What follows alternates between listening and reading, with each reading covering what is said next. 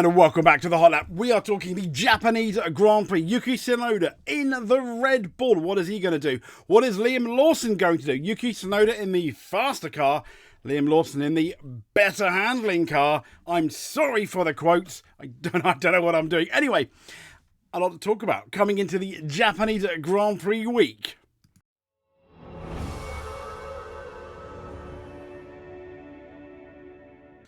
And it wouldn't be the Japanese Grand Prix with a bit of beautiful cherry blossom. But the other important thing I'd like to get into is the race. Yes, the race weekend. So if you are in the UK, as you know, today the clocks went forward, but that's by the by now by the time we get to next week, because the race is off at 6 o'clock in the morning.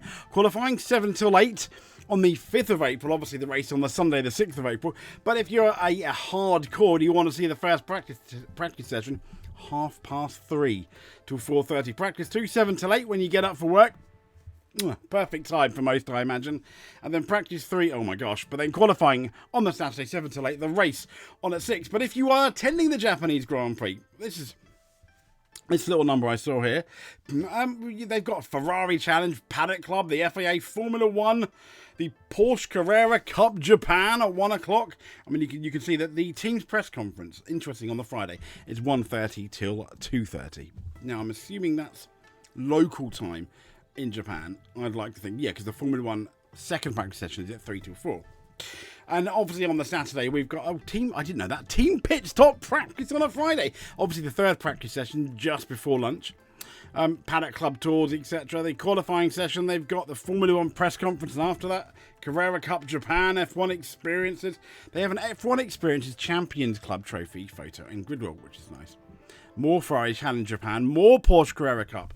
But then obviously you got the national anthem, and you got 53 laps or 120 minutes of Formula 1 starting at 2 o'clock local time. Remember, Suzuka is 9 hours ahead. So there we go. That's the Japanese Grand Prix schedule. But the big interesting news coming out of Japan, going into Japan, Yuki Tsunoda, as you may well know, is now racing for Red Bull, probably for the rest of the year. As been saying, but he hopes to end up on the podium for the Japanese Grand Prix. He said, I don't want to raise expectations too much, but for this Japanese Grand Prix, I want to finish on the podium. That said, I know it won't be easy right from the start. He says, my priority is to first understand the car, how it behaves compared to the V-Carb. If I can naturally enjoy driving it as I get familiar with it in FP1, first practice session, then the results will follow. And if that leads to a podium, that would be incredible. I completely agree. It would be incredible if Yuki Tsunoda ends up getting on the Japanese Grand Prix podium. There's a bit of irony there, because the slightly faster car, according to Max Verstappen, may well be, at least in the hands of Liam Lawson, the V-Carb. And that's what we're going to enter now. We're going to look at the track, and we are going to look at the drivers.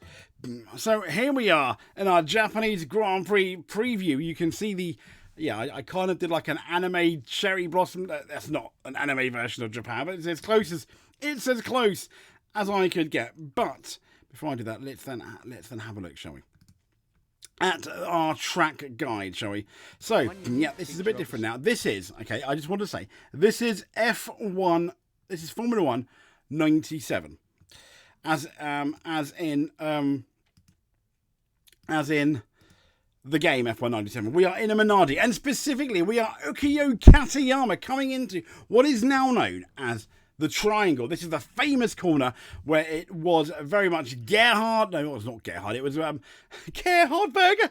It was Ayrton Senna versus Alain Prost going into the corners. Only one would survive. That was back in the 80s. But anyway, I digress now. I'm not gonna pause it at all. We're gonna listen to, I think there might be a bit of commentary in the background by Murray Walker. But anyway, let's get into it, shall we? So this is the Triangle. You need to get out there and you need to get on that power nice and early down the start-finish straight. Now, this will have DRS. I think this is the only place on the track that has DRS on the top of my head. But here we go then. Into the first corner. It is a really fast first corner. I mean, some cars don't even break into this first corner. Sweeping two right-handers. Yes, you can pass. Yes, we've seen cars side by side. But this is very much, unless you make interesting lines, more often than not, the Suzuka S's are very much one at a time. we have seen passing, especially at this part here, the right and then the left as we come into kind of like a mini-ish straight. It is pretty much flat out here until the two Degner curves, Degner 1 and Degner 2.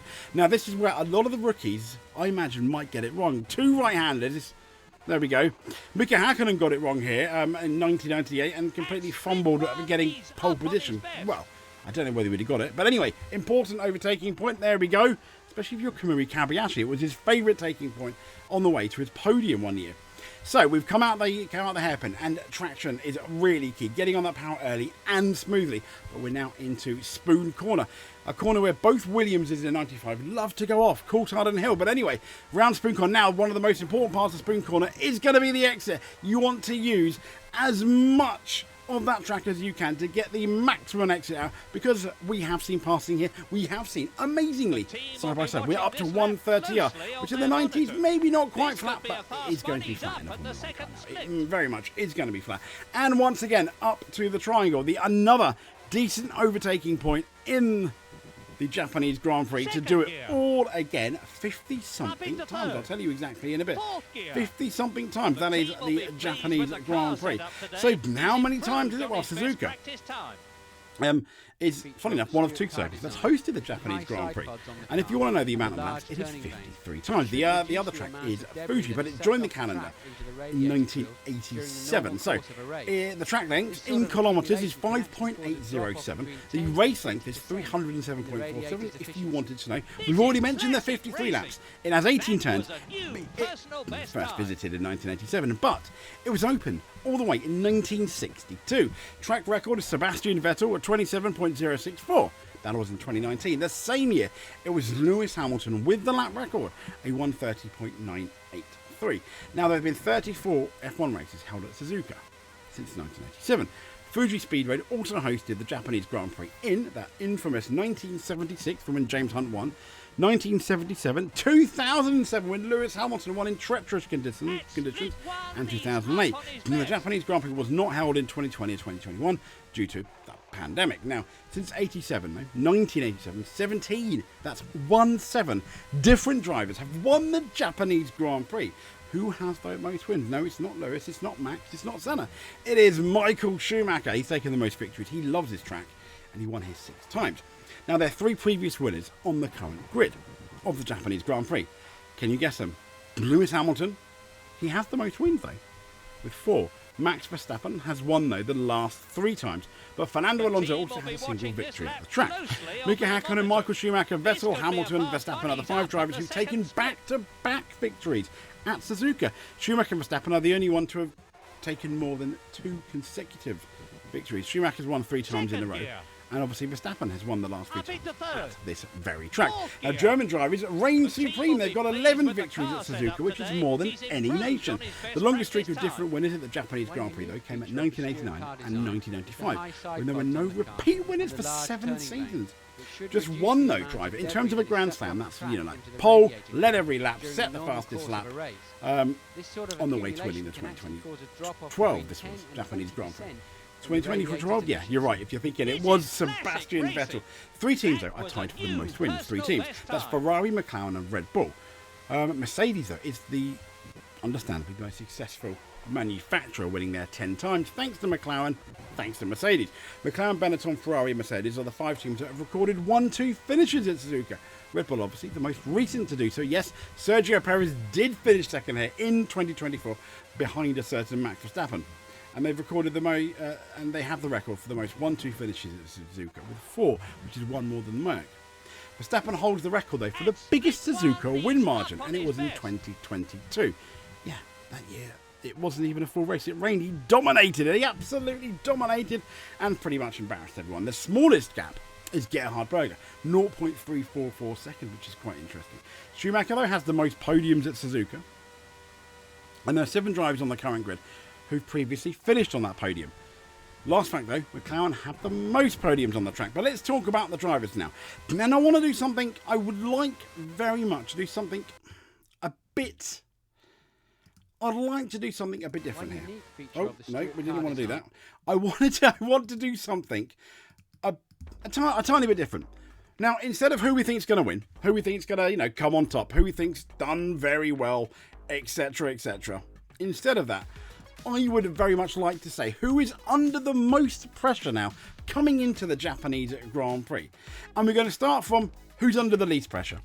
And then kind of carry on, shall we? So, who is under the least pressure? I think it's this guy here. Oscar Piastri. He's under the least pressure. He's riding on a high. He beat Lando Norris coming into the Japanese Grand Prix. I think even if he doesn't win, he's got his contract. He is looking good. Now, next up in terms of who is under the least pressure is this guy, Bortoleto. He's beaten Nico Hülkenberg in qualifying. I don't think, to be fair, actually, when looking at the stats, Hülkenberg has not out-qualified him so far this year. That's well done, Bortoleto. That's absolutely amazing. Now, Isaac Hadjar, I'd say he's under the least pressure because after that horrible Australian Grand Prix, everyone rallied behind him, including us, and quite rightly so, because of what Helmut Marko said was horrible. And he did absolutely fantastic, I think, in China.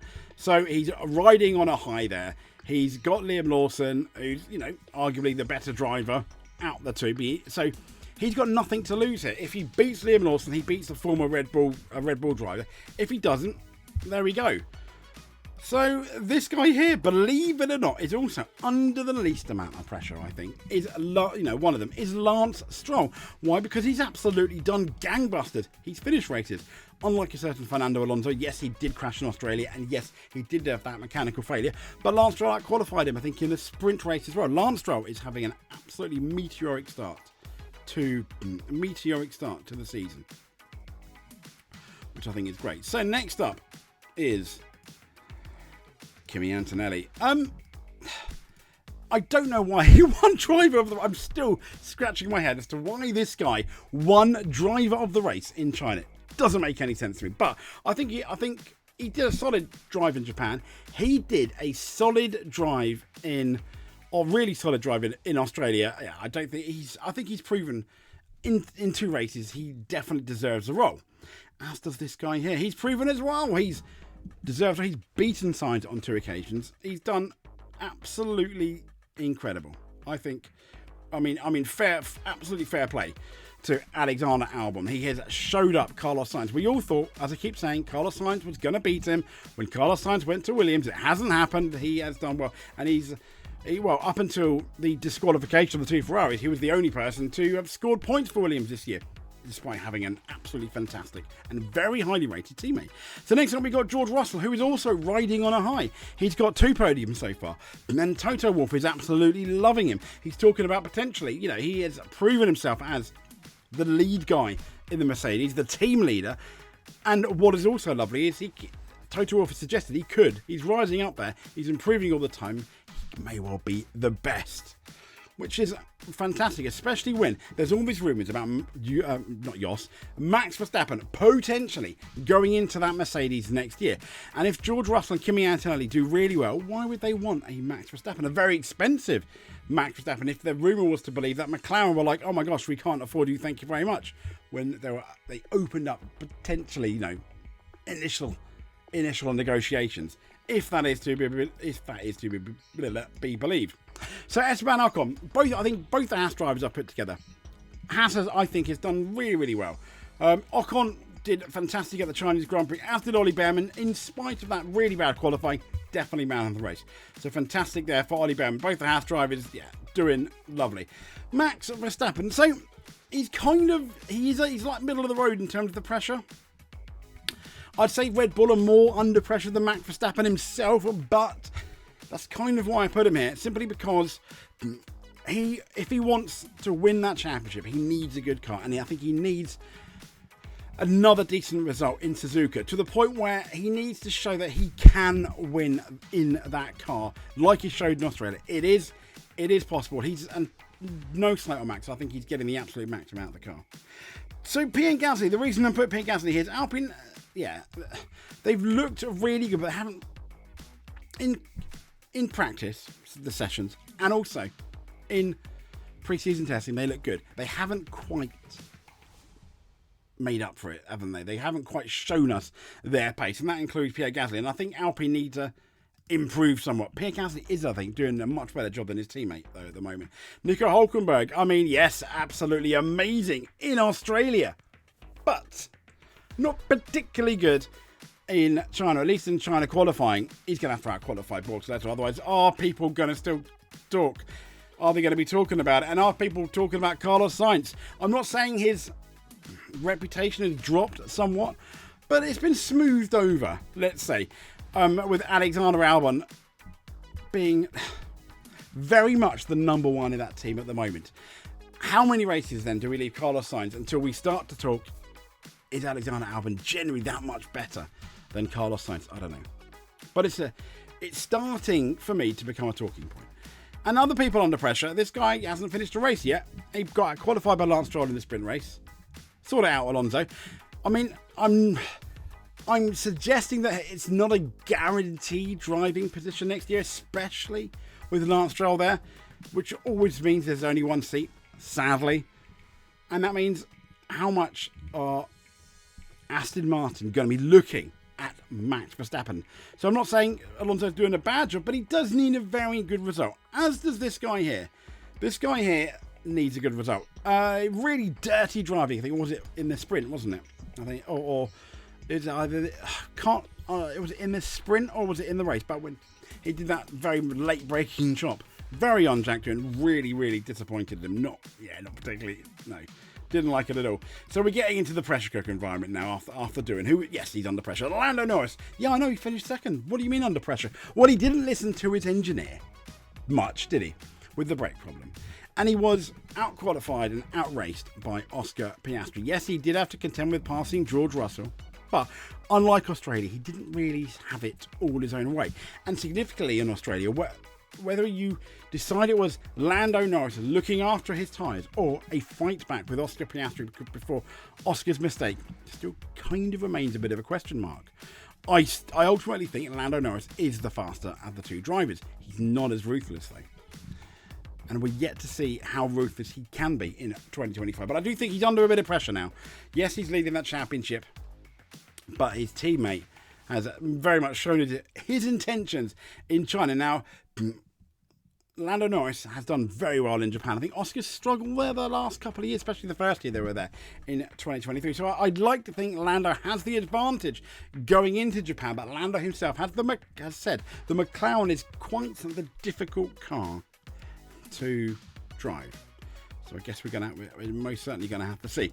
So we've got Charles Leclerc is under pressure because Ferrari, the whole of Ferrari are under pressure. So I'm putting Charles Leclerc and Lewis Hamilton together because